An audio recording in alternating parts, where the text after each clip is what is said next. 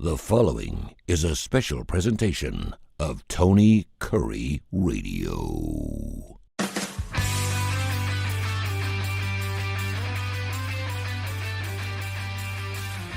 Welcome back to the Bite by Bite. He's Michael Coleman, the CEO of the Heart of Alabama Food Bank, HAFB. You can hashtag that, of course, find everything they're up to. And, of course, HAFB.org, their wonderful website. They cover 35 counties, the great state of Alabama. And, of course, this is one of two shows that Michael actually does on Tony Kurre Radio. Of course, our other being Mission Minded. You can hear that right before the show right here. We got into a little bit last week, Mike, pretty interesting stuff too. Why is there a persistent need for food banking? And I bring this up almost every single week.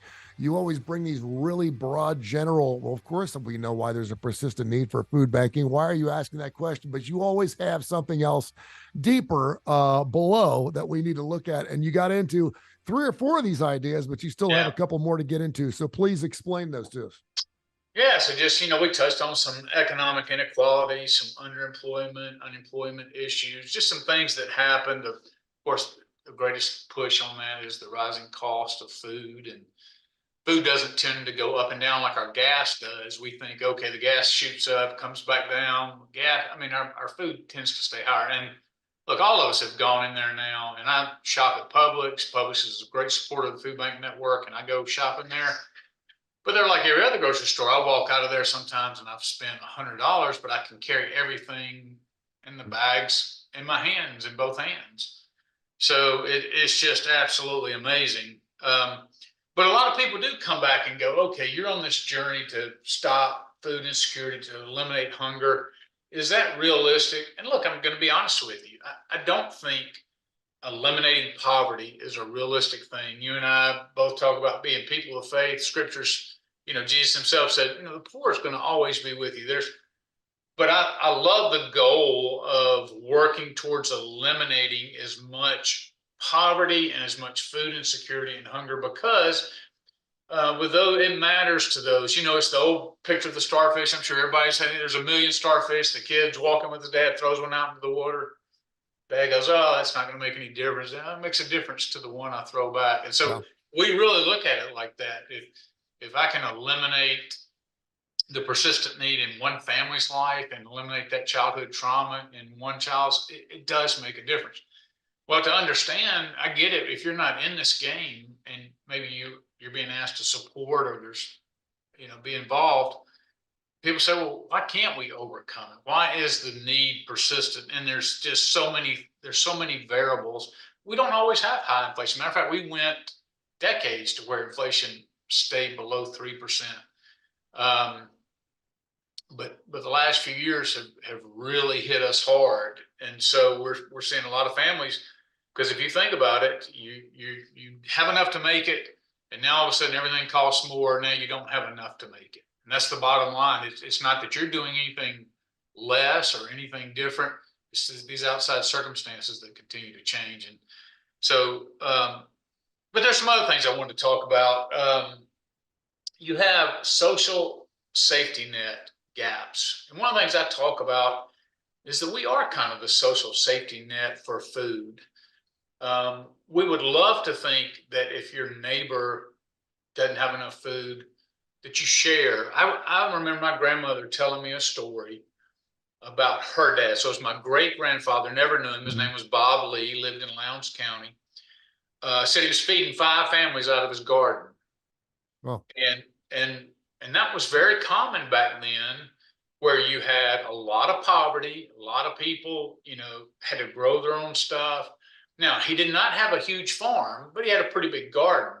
And so as he would get stuff, it was always like, well, we've got all these peas, so I'm going to take this bushel to this family, this bushel to that family. You just thought about your neighbor. Well, we just live in a different world. Most of us eat out most meals. We don't have the home gardening. We don't share a lot. We don't even know our neighbors most of the time and know what they're suffering with or what they're battling. So when you think about the social safety nets, like food stamps or SNAP, supplemental nutrition program, we think, well, that's what SNAP is for. It takes care of that. But, there's seniors in Alabama who are getting less than $25 a month who qualify for SNAP, but really there's not enough there. And Alabama is one of the things we're on the very low end are on social benefits and social safety nets. And so what happens is when somebody is missing food, they end up going to a pantry. And of course, the pantries are sourced by us. And so they turn to our network to be able to get that when those social safety nets don't have. So I kind of look at us as part of that woven into the social safety net.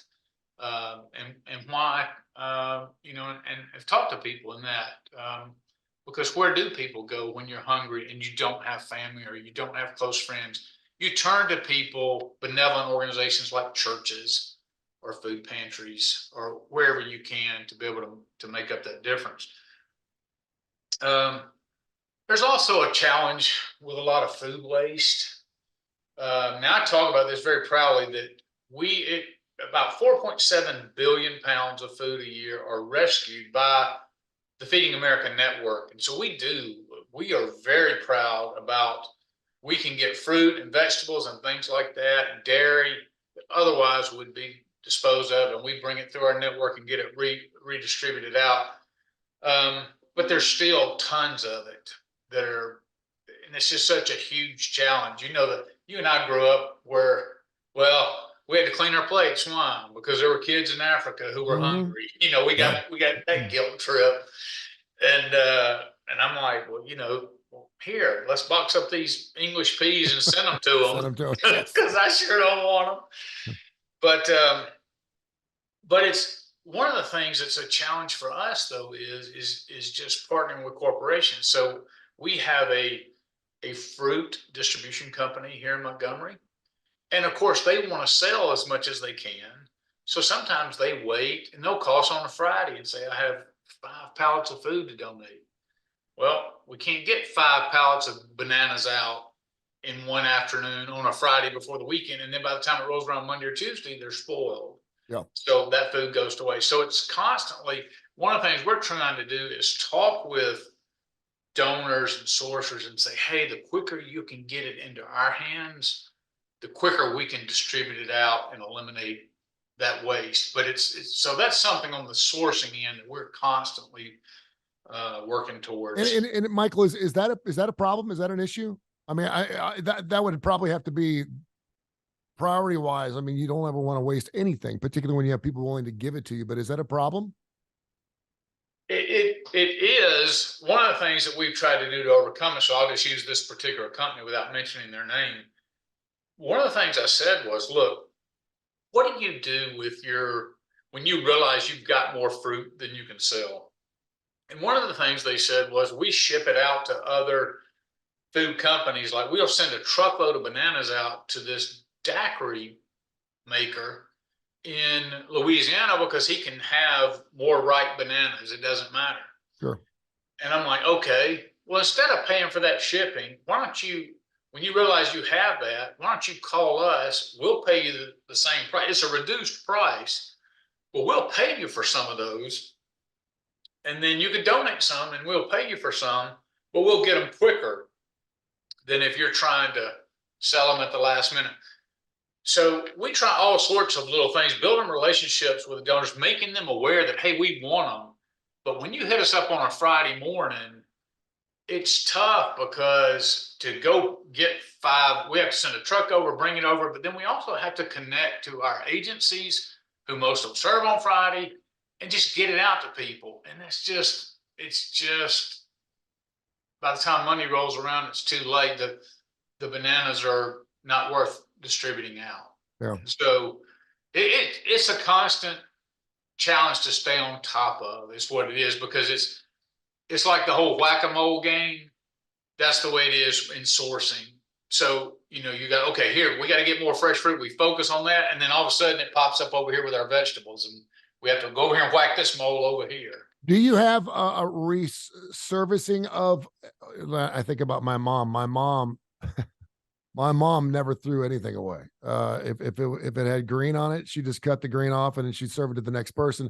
And you talk about bananas. She would have these bananas that were as black as bananas get. I mean, you couldn't even tell I couldn't tell if we were eating the peelings or not, but we were going to eat those bananas. And she was always, and then even then she'd freeze those black bananas and she'd use them for, pudding or whatever. Yeah. Is that something that a food bank can reservice things? Okay, well, obviously if we don't use this now, is there something we can turn it, in other words, okay, we're going to go ahead and turn this into a casserole? Is there something you can do there too? Yeah, well, that's one of the things we do with our meat. So a lot of meat that we get, and this comes from the USDA, as long as it gets frozen before the expiration date, it's fine. Okay. So we get a lot of meat donations protein, and that's key, that we couldn't otherwise get out, but we're able to freeze that. It's tougher on the fresh produce, because then you're talking about if you have a very limited amount of people who would get it. And the second thing is then it takes up storage to try to do it. So we try to move it. One of the things we do is there's fees. We do not charge. It's really semantics. We don't charge for donated food, but we can charge shared handling fees that help us pay for our electricity and labor and all that by the pound. But we eliminate those fees on anything that can go bad. So anything on dairy that we have to turn around quickly, we eliminate any barrier. So it's like, hey, come get all you want. Here's all the fresh produce. Here's all the fresh vegetables. Here's all the dairy. Come get it and get it out. All you gotta do is come pick it up. Yeah. The other thing I would talk about, and I'll just finish with this, is the natural disasters. We are in tornado country, and every year we're going to get hit by several tornadoes, and we're going to get hit probably by a hurricane or two, or be affected by it. In Selma last year, which is already a poor community, a third of the community was wiped out because of the tornadoes that went through there. And so you have a natural disaster creates immediate need. So we have to take food that would otherwise go out to the network. Now you've created a short-term shortage of food that would go out to other people who need it, like seniors and children and all that kind of stuff. So that's why the persistence is there, is because you have all these variables working against you, and you can overcome some of those variables, but from unemployment to underemployment to lack of safety net to health issues that come up to natural disasters to food shortages, just on and on and on. There's things working against us to be able to overcome the persistence. So the persistence is there. If it were not for us fighting that, the impact would be devastating. If the food banking system went away, communities would be devastated. And I don't think we have any idea. And the truth of the matter is, I didn't really fully understand before I came here and got deeply involved in it. So for those in our audience, if you're in our area, we'd love your help. But if you're not in our area, I invite you to connect with your local food bank and volunteer and help and get involved and financially support if you can, because they are truly keeping families afloat right now. This is Bite by Bite.